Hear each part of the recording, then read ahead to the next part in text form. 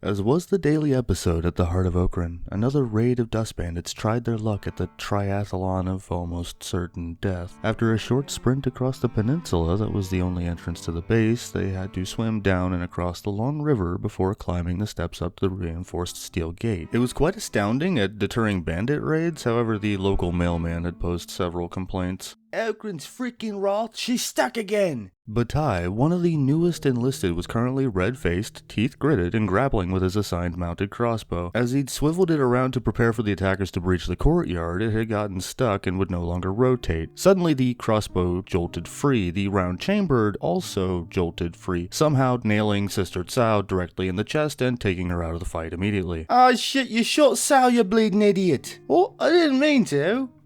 Is anyone down there a medic? The mercenaries were far too busy trying to beat their way out of the gate. For whatever reason I leave for you to discern. Old Man Photo was busy putting his engineering experience to work, trying desperately to reinforce and barricade the gate to buy them as much time as possible. Yeah, and you can do the arrow and be winning. Batai quickly scooped another bolt and set it inside, cranking the crossbow back until it locked into place once more. His next shot coincidentally did connect with one of the assholes trying to take their shit, landing solidly into the bandit's shoulders and causing them to reel momentarily before continuing to hammer on the gate. Ah, got that one. What you think about that, old man? The old man scolded the mercenaries to no effect. Brother Bard, Takao, and Griffin had taken up position at the crossbows mounted atop the stormhouse, prepared to defend this building as their last line of defense, or at least mostly prepared. Brother Bard was draped lazily over his crossbow, eyes mostly shut as he watched the bandits continue getting whittled down by their mounted turrets. "Look alive, brothers! If they breach the gate..." "They haven't breached the gate in days. There's what?" He exhausted a few more calories to widen an eye and take count. 3 assholes left? I could have finished my song. Okran's love, we can't have that.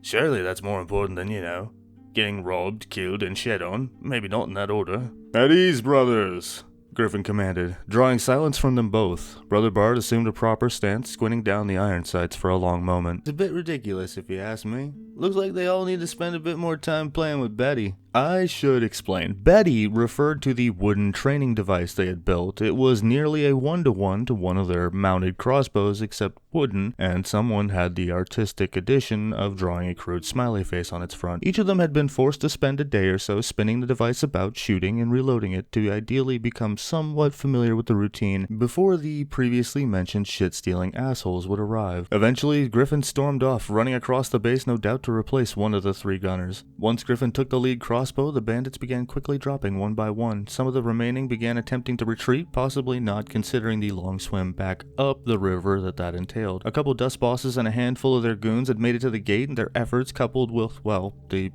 our mercenaries, they managed to bring down the gate, and Photo scooped up Sister Tsao and fled into the stormhouse. "No, anybody, they're coming in!" While they consisted of 2 dust bandits, even just one dust boss could be quite deadly. Sister Fu had been diligently working the steel processing unit during the assault, partly because she wanted to stay ahead of production, these iron plates being an essential piece of their smithing, or partly wanting to finish her daily tasks so she could watch Brother Bard's daily training escapades. Lately he'd been sprinting fully nude through the base, as he said, to practice his athletics. In any case, it provided much entertainment to the engineers, and since there had been a television since the First Empire, they would take what they could get. Frantically darting in through the destroyed gate, one of the dust bosses attacked Fu and brutally maimed her. The bandit slashed her across the face and chest, causing her to fall unconscious from the loss of blood. Sister Inu tried to hold her own as well against the experienced fighter, receiving similar treatment from their new, less than welcome house guest. She took an awful slash to her forearm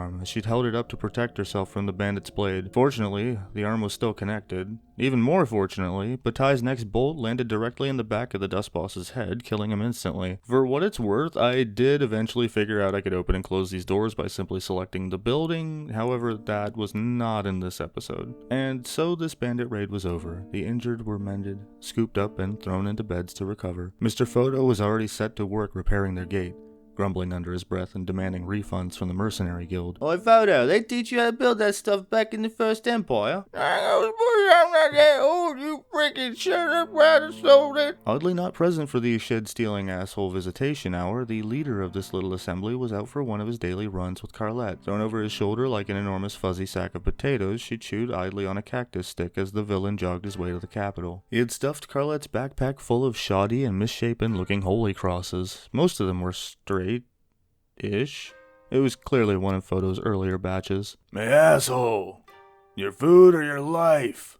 A band of Greenlanders that all seemed to communally share one shirt between them had taken chase. Tattered rags, dust-coated faces, and visible ribs marked them as members of one of the dominant bandit factions of the area, the Hungry Bandits. And they were, in fact, hungry. They would employ mob tactics, attacking at times anything, for simply a chance at some food. Sometimes they could be reasoned with, Weil reminded himself. They were people of the Holy Nation. He skipped a step to halt his exercise, politely and respectfully setting Carlette down. Stop, did Jed get the bull? We'll put the whooping on this Okranite pig. Citizen! He held up a hand, his feet planted. I'm bringing a shipment back to the Heart of Okran. You can eat there if you wish. You do not need to do this. Oh, sod off. Another lying Okranite. Let's give him the stick, boys. Weil was disappointed. Well, mostly disappointed. As you see, he was quite interested in how he would fare against all of them. He had no time to express this, as the squad of skinny saboteurs were quite armed and presently seeking to take his shit. His enormous cross beat back their crude clubs, but their leader managed to solidly thump him on the head, causing his nose to gush like an anime character seeing something extremely lewd. Go, Carlette, run! He demanded, initially met by an apathetic chew and an idle gaze. Carlette lumbered about to begin running away, however, when she saw one of the bandits making a beeline directly towards her. Weil's holy cross swept back and forth in wide arcs, catching one of the bandits and nearly turning them into two bandits. Carlette grew tired of running, rounding about to ram into the bandit pursuing her. This collision certainly broke several ribs. You could see them, in fact. However, in the eyes of a hungry bandit, Carlette was an enormous cheeseburger, and he used this motivation to continue attacking her. A couple solid connections to the head had Carlette barrel rolling across the battlefield unconscious, while Weil continued clashing steel and stick with the remaining bandits. Eventually, Weil was the last one standing. He would sheath his cross and tend to the wounded bull. Then, as is the national norm in these lands, he stripped them completely of their shit, then continued his journey to the capital. He didn't get far. He would be stopped again, short of his goal, by yet another obstacle on the road. From afar, it had a gaunt frame, shambling along with an uneven step. More hungry boys? He asked himself quietly. As Carlette was unconscious from the earlier scuffle, chew stick still hanging lazily from her mouth. But as he drew closer, he recognized that it wasn't one of the extremely hungry fellows that had assaulted him. No, in fact, it wasn't a man at all. A skeleton? The hairs stood on the back of his neck, his heartbeat immediately sprinting. How one of these mechanical beings had made it so far into Holy Nation territory was anyone's question. Then again, the blood on the android and its weapon was fresh. Perhaps another paladin had politely requested it to leave, and perhaps it was opposed to such a concept. The people of Kenshi called these beings skeletons, as largely that's what they resembled. Many of them were sentient, intelligent beings that surpassed the fleshy denizens of Kenshi in just about every way. They didn't need to eat. They didn't require rest. They could bend steel with their hands and outpace even the most seasoned runners. The only thing these beings suffered from was the gradual wear of time. This unit especially so. It walked at a slow pace, limping and dragging one of its legs that had completely seized up due to rust. Two red lights marked the skeleton's eyes, though they were locked forward with an obsessive intent. That is, of course, until it noticed Weil. The skeleton launched itself at Weil with murderous intent. Taken aback by its speed, he barely managed to lift his blade before the skeleton's massive chopper smashed down into it. Barely managing to defend himself, he saw what he believed was an opening, heaving his heavy cross into the synthetic assailant. His blade, the heavy cross, collided with the skeleton's chassis, cracking and snapping in half as it struck the robot. He was dumbstruck. Whatever the skeleton was made of was far beyond their primitive technology. The skeleton's technology, aged and rusted as it was still more than adequate to beat the life out of our favorite paladin, which it was more than happy to demonstrate. He dropped the shattered cross to the ground, raising his fists to fight for his life. For what seemed to be hours, the two traded blows. Weil's fists only truly harming the skeleton's pride when he managed to connect. The mechanical being hadn't suffered a single injury from him. Again and again, the steel assailant hammered Weil with its heavy blade, breaking both of his arms as he tried to defend himself. The path they brawled on was painted with the villain's blood. It simply continued beating him, and beating him, until its sensors were satisfied that he was dead. Okran, I don't ask for much, but a hand or something would be pretty appreciated right about now. And while nobody is certain if it was in fact Daddy Okran or not, a light did arrive to save our fallen paladin.